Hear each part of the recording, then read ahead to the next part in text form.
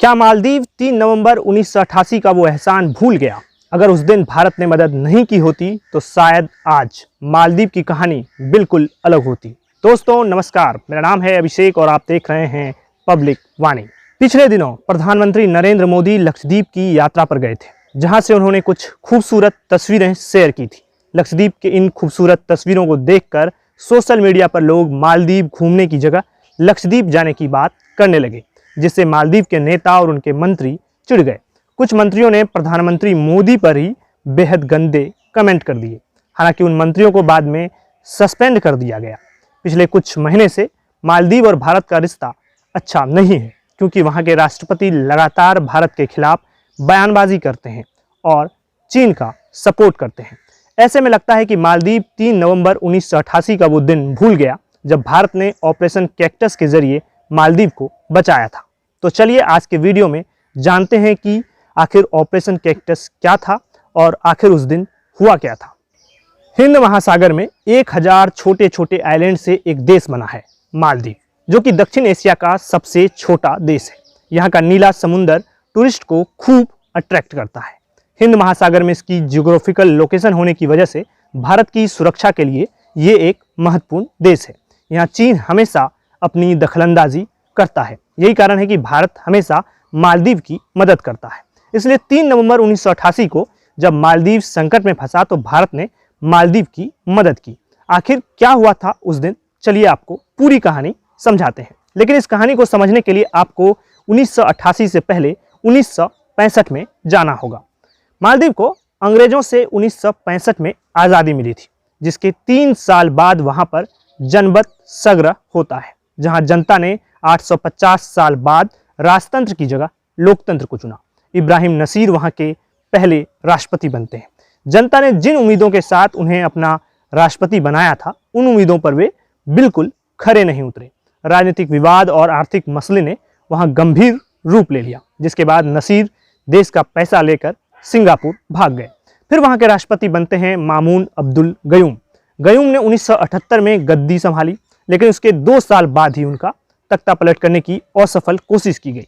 इसके पीछे थे पूर्व राष्ट्रपति इब्राहिम नसीर, जिसने देश तो छोड़ दिया था, लेकिन यहाँ उनका कब्जा करने का सपना बाकी ही रह गया था। 1983 में एक बार फिर तख्ता पलट की कोशिश की गई, लेकिन इस बार भी वे नाकाम रहे। लेकिन अगली बार वे पूरी प्लानिंग के साथ आए। श्रीलंका में प्लानिंग बनी। पूर्व राष्ट्रपति मोहम्मद नसीर इस साजिश में पीछे से शामिल थे, लेकिन इस प्लानिंग को मुख्य रूप से आगे बढ़ा रहे थे 2 चेहरे। पहले थे श्रीलंका के तमिल विद्रोही संगठन people's liberation organisation of Tamil Eelam यानी PLOTE का नेता माहेश्वरन और एक बिजनेसमैन अब्दुल्ला लथुफी। माहेश्वरन लिट्टे प्रमुख प्रभाकरन का लेफ्टिनेंट हुआ करता था, वहीं लथुफी पूर्व राष्ट्रपति नसीर का करीबी था। लथुफी मालदीव का ही नागरिक था और वो श्रीलंका में अपना बिजनेस करता था। लथुफी मालदीव का राष्ट्रपति बनना चाहता था।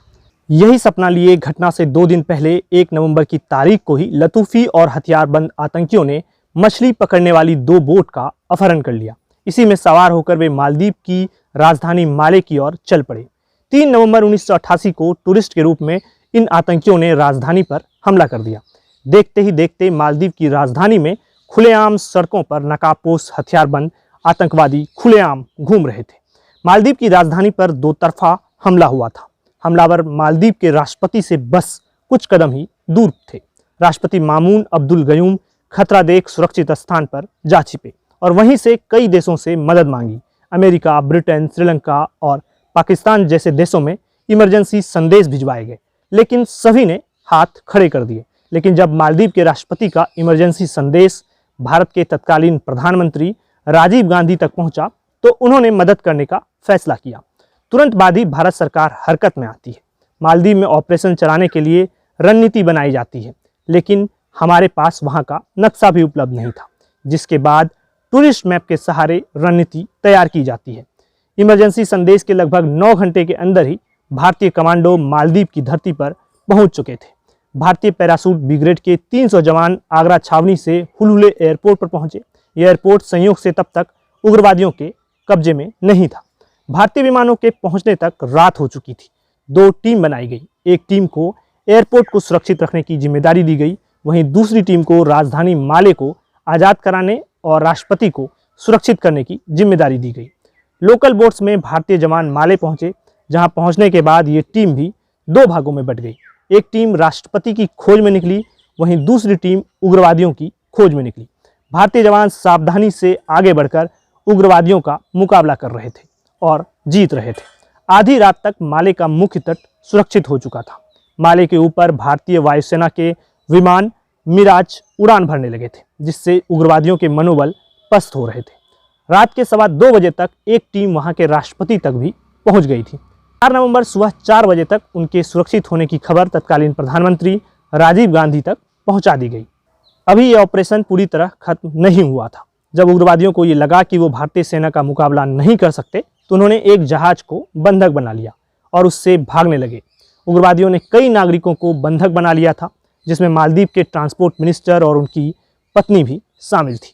जैसे ही भारतीय सेना को जहाज के बंधक बनाए जाने की खबर मिली, जवानों ने गोलियां दागी, लेकिन जहाज फायरिंग रेंज से बाहर हो चुका था। यह जहाज मालदीव की सरकारी शिपिंग कंपनी का था, जिसके कप्तान थे जयदेवन। उग्रवादियों ने उन्हें धमकाया कि अगर वो उनके कहे अनुसार नहीं चले तो उसे मार दिया जाएगा। 70-80 उग्रवादियों को लेकर जहाज समुद्र में आगे बढ़ने लगा। उग्रवादी जहाज को सुमात्रा ले जाना चाहते थे, लेकिन तब तक उसकी बातचीत श्रीलंका सरकार के साथ होती है, जिसमें वहां के पश्चिमी तट पर जहाज ले जाने की अनुमति मिल जाती है। भारतीय नौसेना के INS गोदावरी और INS बेतवा उग्रवादियों का पीछा कर रहे थे। इस बीच भारत सरकार को एक खुफिया रिपोर्ट मिलती है, जिसमें यह खबर थी कि श्रीलंका पहुंचते ही उग्रवादियों के जहाज को डुबो दिया जाएगा, क्योंकि उसमें तमिल विद्रोही सवार थे। भारतीय जवान चिंतित हो जाते हैं, क्योंकि इस जहाज में मालदीव के निर्दोष नागरिक भी थे। उग्रवादियों का पीछा करने के साथ साथ भारतीय जवान उससे बातचीत भी कर रहे थे, लेकिन उग्रवादी आत्मसमर्पण को तैयार नहीं थे। श्रीलंका करीब था और उग्रवादी बातों से नहीं मान रहे थे, जिसके बाद 7 नवंबर 1988 को आखिरी रास्ता अपनाया गया। INS गोदावरी से एक हेलीकॉप्टर ने उड़ान भरी और अगवा जहाज पर मरीन कमांडो को उतार दिया गया। जहाज पर फायरिंग की गई, जिसमें कई उग्रवादी मारे गए। क्रॉस फायरिंग में कुछ क्रू मेंबर की जान गई। मालदीव के मंत्री के पैर में भी गोली लगी, जिन्हें इलाज के लिए भारत भेज दिया गया। इस कार्रवाई में 19 से अधिक उग्रवादी मारे गए। जहाज में बचे हुए उग्रवादियों ने सरेंडर कर दिया। इस पूरे ऑपरेशन में भारतीय जवान पूरी तरह से सुरक्षित रहे। आज़ादी के बाद पहली बार में ही विदेशी धरती पर भारतीय जवान ने सफल ऑपरेशन किया। संयुक्त राष्ट्र, अमेरिका और ब्रिटेन समेत कई देशों ने भारत की तारीफ की। हालांकि श्रीलंका ने इसका कड़ा विरोध किया। इस ऑपरेशन के बाद भी मालदीव की सुरक्षा के लिए 150 जवान वहीं पर तैनात रहे। दोनों देशों के रिश्ते इस ऑपरेशन के बाद हमेशा के लिए बेहतर हो गए। हालांकि अगर पिछले कुछ सालों के रिलेशन की बात करें तो इसमें समय समय पर उतार चढ़ाव देखने को मिलता रहता है। पिछले कुछ महीनों से देश में दोनों देशों के बीच विवाद चल रहा है। ऐसे में हम आपको बता दें कि मालदीव डिप्लोमेटिक रूप से भारत के लिए काफ़ी महत्वपूर्ण देश है। ये हमारी लक्षद्वीप समूह से महज 700 किलोमीटर दूर है। इसके साथ ही एक बहुत ही इम्पोर्टेंट शिप रूट के बगल में है, जिससे होकर चीन, जापान और भारत जैसे कई देशों के एनर्जी की सप्लाई की जाती है।